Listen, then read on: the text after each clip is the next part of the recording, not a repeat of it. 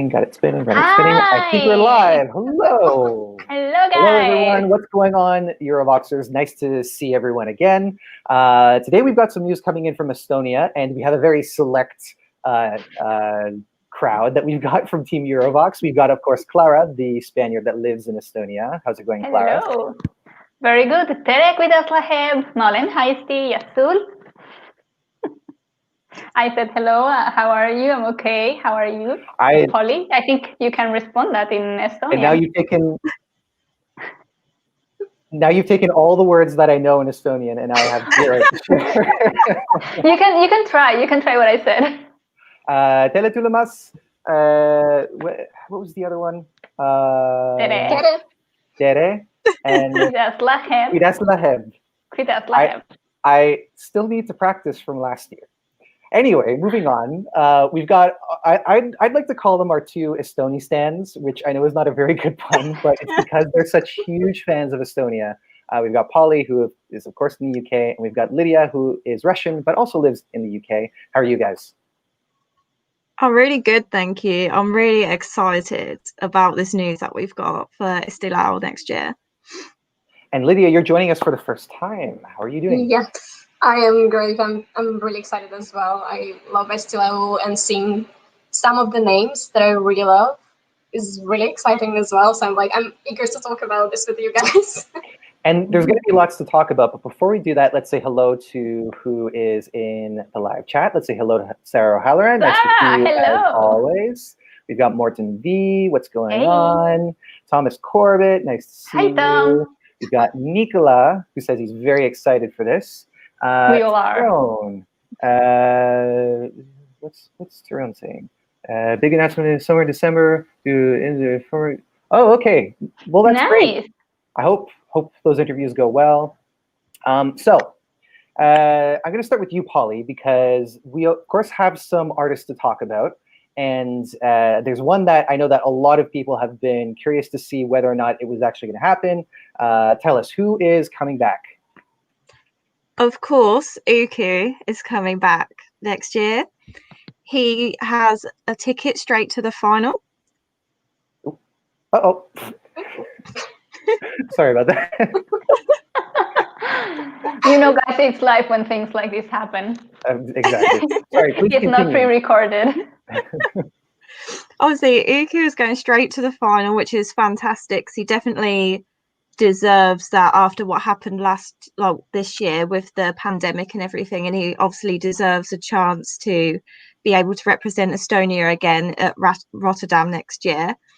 I'm so curious to see what he's going to bring after What Love Is, because I think that is such a power ballad and it's going to be very hard to top, but we will see. When Uku was chosen, I mean, he was certainly a favorite among a lot of people, but it was a bit of there was a divide, because I know there are a lot of people who really liked Yagup as well. He had his song Beautiful Lie, which was a ballad, but with a different style to What Love Is. The song for this year is called The Lucky One. And what else do we know about the people who are going to be working on this song? So we know that we have a couple of people from the Dream Team working on the song. And we've got Sharon and Demetrius on the team, so we know obviously it's going to be a very high quality written song. So Clara, for those who might not know, tell us a little bit about the Dream Team, their kind of history at Eurovision, and what we can expect.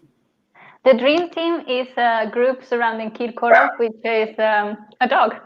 No, but I heard it's a team of people that have a long history of sending really not only winning songs, but very powerful and well-crafted songs that have performed really well. And for example, Moldova last year, Moldova 2020 was also part of the Dream Team, but Elena Paparizou songs, Dima Bilan songs, Dima Koldun songs, these songs that went to Eurovision, they were produced and written by the Dream Team, which is Sharon, Vaughan, Dimitris, and Philip Kirkorov. And I think a few people more, but they definitely, and Fotis is the one that does most of the scenery. They conform this team of very high professionals that have a very long history in Eurovision. Sergei Lazarev too. Thank you, Duspont. I can't hear you. Excuse me 1 second. There's been a lot of Eurovision history there with the Dream Team.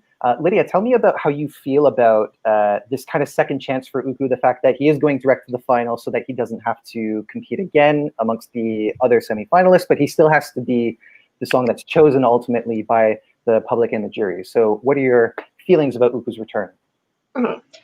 I do feel like they should have just let him go straight to at least to the final, not just the semi-final, or just send him to Rotterdam as it is. Even though I don't particularly like his 2020 entry, but I know that he has a great voice. I know that his 2019 Eesti Laul entry was amazing. It was in my top 3, and I'm really excited to see him back. And I just think that it's a bit unfair to him that they didn't let him just go straight to Eurovision, because he already went through this process before and he won, and people like him. And I don't know, I just, even the fact that I love Eesti Laul, I would just live 1 year without it would be fine.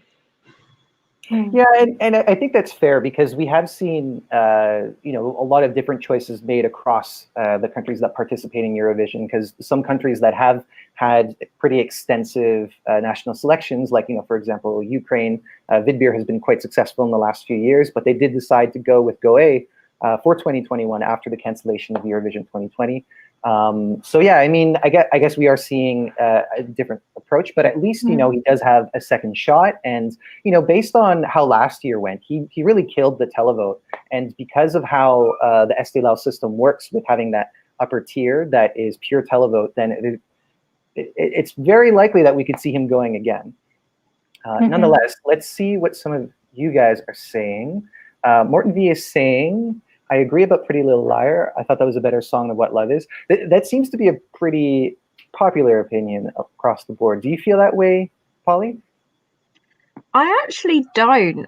And I think that's quite an unpopular opinion. Like, Pretty Little Liar, it was in my top 3, and I thought it was really, really good. But then I heard What Love Is, and that just literally took the cake for me. That was literally, it gave me goosebumps on the first listen.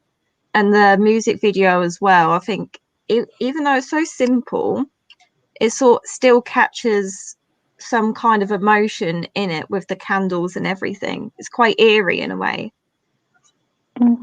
I think sorry. Go ahead. No, go ahead. I think the Uku versus Pretty Little Liar versus What Love Is, it's a matter of age. There's a big difference of age of who voted for Pretty Little Liar and who voted for What Love Is.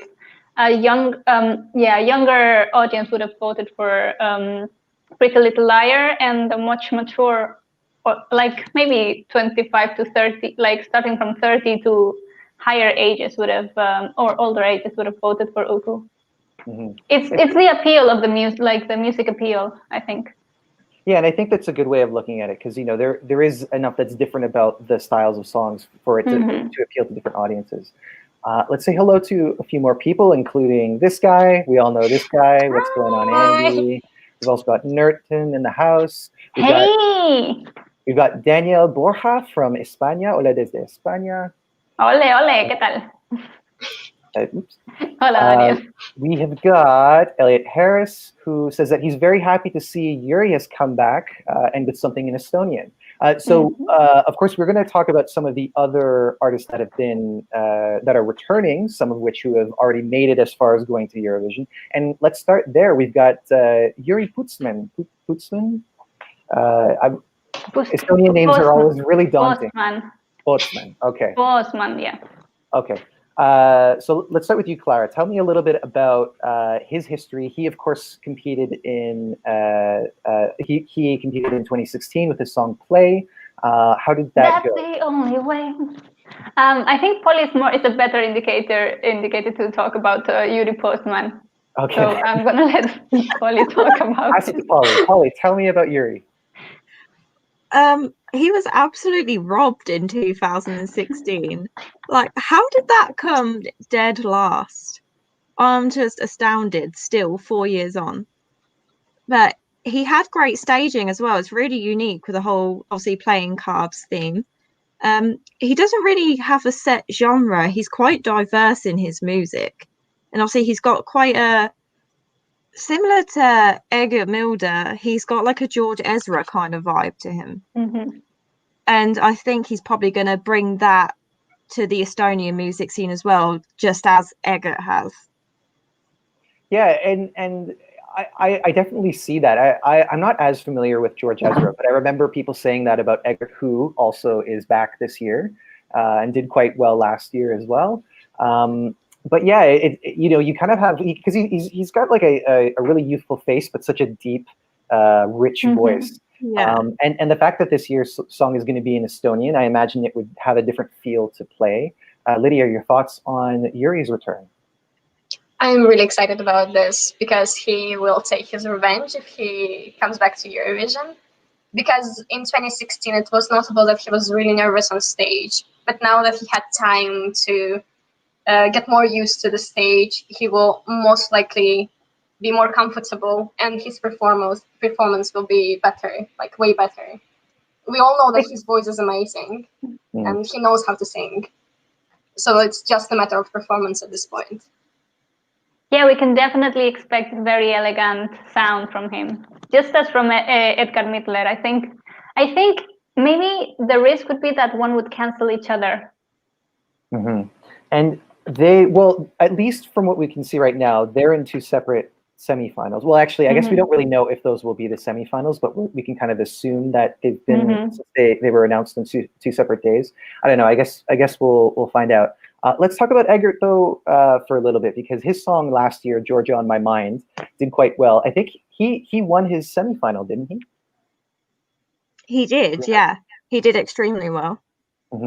And that, I remember that song for the moment it kind of produced, where he kind of got up on the piano and was way above the audience belting out the song. And the song, of course, was a really nice kind of sing-along, a little bit like country pop kind of thing, or folk, if you want to call it that.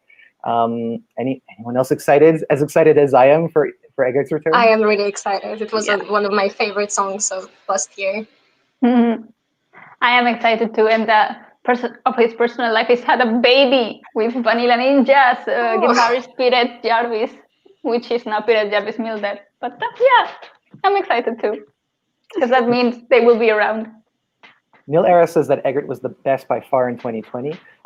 Definitely one of my favorites. I was also quite a big fan of Annette and Freddie, Right About Me, which I think was a dark horse for a lot of people. I don't think people saw it going all the way to the super final. But there's more to talk about in terms of returning artists, one of which has gone to Eurovision twice now. And I understand that the last time was with a song that was quite a fan favorite, and unfortunately it didn't make it to the final. Lydia, who am I talking about? Koitome. Yeah. I love this guy. Tell me about, well, because it was 1998, I believe, was the first time that he went to Eurovision. So he has quite a few years of doing this. What do you think that his song will look like for 2020? Well, I don't think it's going to be anything like his other previous songs. Nothing like Mirlapst or nothing like Verona. Just judging from the title, We Could Have Been Beautiful, it's probably going to be a beautiful ballad, like him on stage, surrounded by lights, nothing else, just his voice. That entry for me, the one in 2017, will always be memorable because of the look. We can definitely expect a lot of intense gazing at the camera, like very longing. I think so too, but I don't know. Am I the only one who thinks that maybe that might have been a misstep, and that might have had something to do with it not qualifying? Does anyone agree with me? Yeah, because some cultures might seem that very perturbed. How do I say it in a nice English way? Disturbing. Yeah, I think They must have some part of the audience must have been very disturbed at them. Yeah, it was, for me, it was just a moment that kind of took me out of the music, and it was really hard to focus on that. But he has given us a very iconic moment and a very meme-worthy moment. Yes, has to be one of my favorite Eurovision-related gifts. That anyone who has me on WhatsApp knows that I love to spam people with gifts. Nicola is saying that he agrees, or he or she agrees with Lydia. It was good, but this year will be amazing. He's had time to grow. I assume that that's talking about Jüri, or yeah, probably. Sarah O'Halloran was hoping for Stig Rasta and Alina Born for them to participate separately. Of course, we're talking about the 2015 entry, right? 2015? Yeah. Well, who knows? I mean, Stig Rasta has made appearances a number of times, even not always as the artist, but sometimes as the songwriter. So, you know, he was part of Victor Kroon's team for Storm in 2019. Mm-hmm. Yeah, Morten V said that it was the juries who didn't vote for Verona. Well, that's true. It's true. It's also kind of necessary in order to make it to the final. Anyone else that I missed for returning entries to Eesti Laul? That went to Eurovision, Tanya and Ivo Linna. Yes, remind me, what year was that? Which? Tanya. 2014. 2014. And did that make it to the final? No, it was like this after Euphoria. It was this word, song with one word. Sorry, I forgot. Oh, it's amazing. It was called Amazing. Amazing. Yeah, Amazing Life. Yeah, it didn't qualify. It was too, like, it wanted to imitate Euphoria in a way, because it was her and a dancer, and they having this very modern choreography. And unfortunately, it didn't make it to the final. But it was a great song that I think it's still played on radio, sometimes on clubs, sometimes on Euroclub, definitely.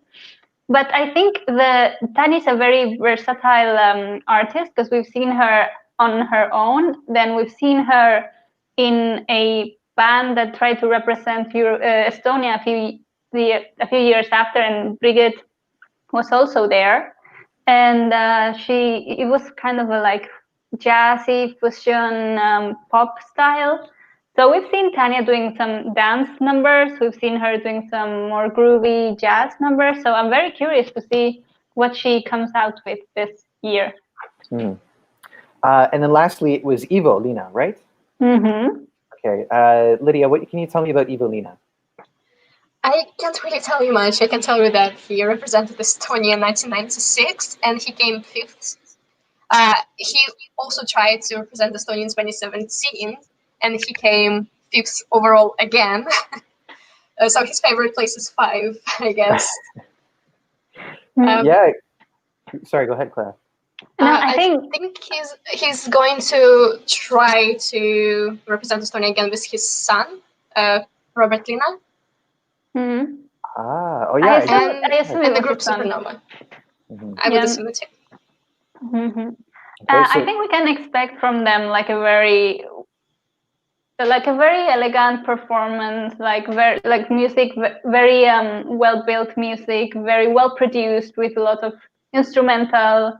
And from the performances I've seen of Ivo Linna and Supernova, it's like very Estonian musical royalty, like your happy 80s, 90s, radio friendly, somehow country song.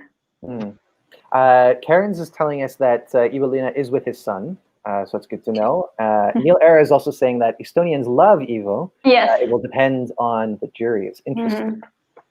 So we'll see how that goes. Anyone else, or should we start going into some of the newcomers?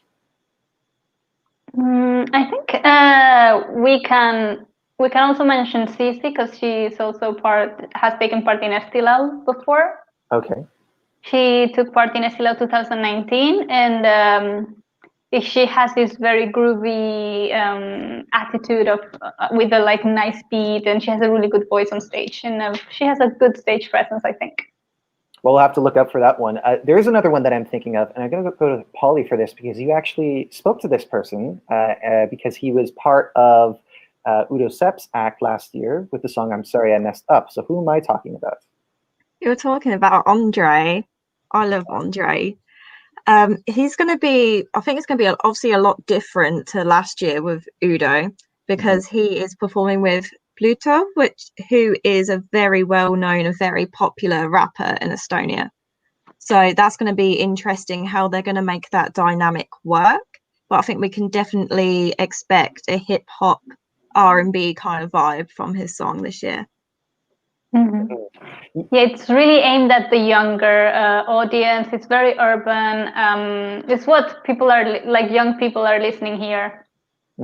Yeah, I'm guessing they could get quite a few televotes because Andre also has a YouTube channel that has 158,000 subscribers at this point in time. So he might get some televotes from that. And I was just going to mention that because it seems that he not only is a personality in that sense, but also I saw that he had interviewed all the artists from last year. So he seems to be, somewhat known, somewhat connected with the music scene. So, there's certainly lots of possibility there. Yeah, and so then if there's no one else to talk about, let's talk about some of the newcomers and who we are interested in seeing for the first time. Anyone stand out to you, Polly? Definitely, obviously, Pluto really stands out to me because I'm actually quite a big fan of his music. So I'm really excited about seeing him in Eesti Laul and how well he's going to do. If I had an Estonian phone, I would definitely vote for him. And I think Helen as well. I think she's going to be really cool. Lydia, any names jump out to you, Lydia? Well, I'm a big fan of rockish music, so what jumped out to me is Viral with Tulet. They debuted in 2020, and they described their sound as rock with Nashville kind of vibes and some Estonian dream in there as well. And I love just seeing rock music in Eurovision, so I haven't even heard the song, and this is already in my top 5. Well, on that note, so last year was the first time that I watched Eesti Laul, and I suppose that one of the things that surprised me was that a number of entries were kind of like roots or country or alternative rock and that kind of thing. And it seems like this year will be no different. Although, of course, there will be lots of variety overall, but it does seem like there's an interest in that. And Clara, since you live in Estonia, is that in line with the kind of music that the people that you know are listening to? Yes, Estonia is normally the people around my age, which I am 29, so people 29 and above are very much into very heartfelt music, like very folk, but mixed with other modern sounds. But always they have this folk, this traditional root in their music, and it's the younger generations that would listen to Pluto. But like people my age, more or less, is and above are very much into that kind of music, and also because the Baltics are stuck in the 90s and the 80s music, so it's kind of it's like music with real instruments. Yeah, it's like unplugged music. Yes. That isn't overproduced. But of course, on the other side of that, you do have a lot of modern pop, and based on some of the artists that I looked at, I would say, well, even Gramophone, which is kind of like somewhere. I love them. Yeah, I was really impressed by. They released a song not too long ago. The title is blanking on me, but that was one that really struck me as a band that I'm going to be looking out for.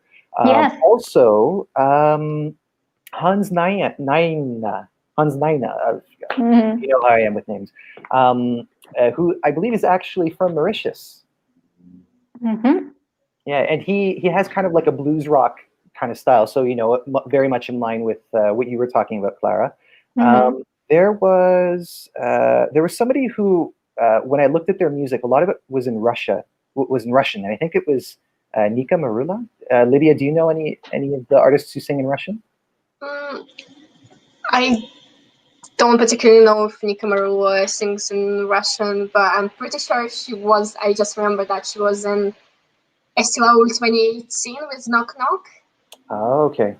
That was a nice song, apart from the live performance. I really like the song. I think I saw a lot of Russian in Gram of Fun website. Oh, okay. Okay. So they might be Russian speaking mostly. Let's say a quick hello to ESC Manga. Well, that's Morton saying hello to ESC Manga. And there's ESC Manga. Hello.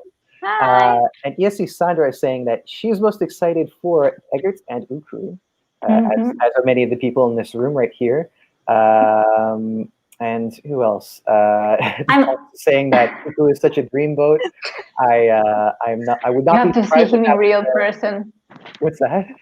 You have to see him like face to face. I can imagine. Just the eyes. Yeah. But nonetheless, sorry, go ahead. No, someone that also like sparks my attention is Kristin Kalnapenk, because all of her video descriptions are in Spanish, and really. And there's like a video where her friends are speaking in Valencian, in Catalan, but like in Valencia, and she speaks really good Spanish. I've heard her speak Spanish in a video, and she speaks really good. So I'm just curious if any of her parents is Spanish, because she can't have learned such a good Spanish for 1 year in Erasmus. Like if she has, she's like my genius. Yeah, I mean, I think another thing that watching Eesti Laul has shown is that there is quite a bit of diversity, whether it's across Europe or people who come from other countries that live in Estonia or have connections otherwise. So yeah, there's certainly lots of diversity. Anyone else that struck us as somebody to watch out for? I think Heleza is interesting. I think I saw somebody say that part of her song is going to be in French. So that's something to look out for. She also had a song with Pluto. Yes. One of the participants this year as well. And her sound is hip hop and rap as well. Actually, we have a lot of that. I've seen that many of the participants have collaborated with each other in like at different stages of their careers, which I find it super hilarious. Like Estonia is so small. But with love, I love Estonia. I live here, so yeah. Yeah, well, I imagine that will set the stage for some friendly competition. Like, let's hope. Who knows how things actually go behind the scenes? But yeah, I mean, certainly if it's a small community, but lots of people working together, then it should be a good show. It all stays in the family. Everyone is happy with who wins because it's their friend eventually.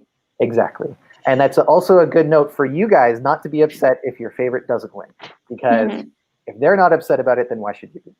Exactly. All of the songs will get played on the supermarket. Don't worry about it. Exactly. And speaking of that, I believe it was around late November, early December that we heard the songs for the first time last year. So I would imagine that we'll actually be hearing them somewhat close to that. Do we have any word on the release of it? Not yet, as far as I'm aware. But last year it was literally, I think it was the 1st of December. We actually got the songs last year, so I'm assuming it's probably going to be around the same this year, because they've announced the artists the same time as they did last year. So I think we are going to hear them soon, and we can look forward to that, definitely. Do we know who's hosting the show? I haven't seen that. I think Tonus might be, because he's obviously still very involved, and we saw him on Ringvad earlier. So yeah, I think he's probably going to be one of the hosts. And I did see an Instagram post on the Eesti Laul Instagram page asking who they think should be hosting with him. So obviously they're looking for people to guess who's going to host with him. So we'll see. Who would you rather, Polly? Karl-Erik Tauka. I knew it. Hold on, we're talking about hosts, right? Yes. All right, okay. Just because who would you rather has other implications. That's all I'm saying. Oh. Who would you My rather? answer's still the same. Nonetheless, we will, of course, be keeping our ear to the ground for the announcement on the hosts, as well as when the songs come out, we'll be talking about them amongst ourselves and sharing our thoughts with you guys. So be sure to follow Eurovoxx in order to see when those videos come out and when those articles come out. Subscribe to our channel. Follow us on Facebook, Twitter, Instagram, anywhere that you can. And yeah. Give us a like. Give us a like, give this video a like, check out our other videos. We've got tons of them, and we'll have videos about all the countries that are participating in Eurovision, and then some. Who wants to sign off in Estonian? Because I know I can't. Polly, it's your chance. It's your chance. I can say, Hedaiga, bye. Hedaiga, guys. Ciao, guys. We'll see you next time. Whatever they said. Hedaiga.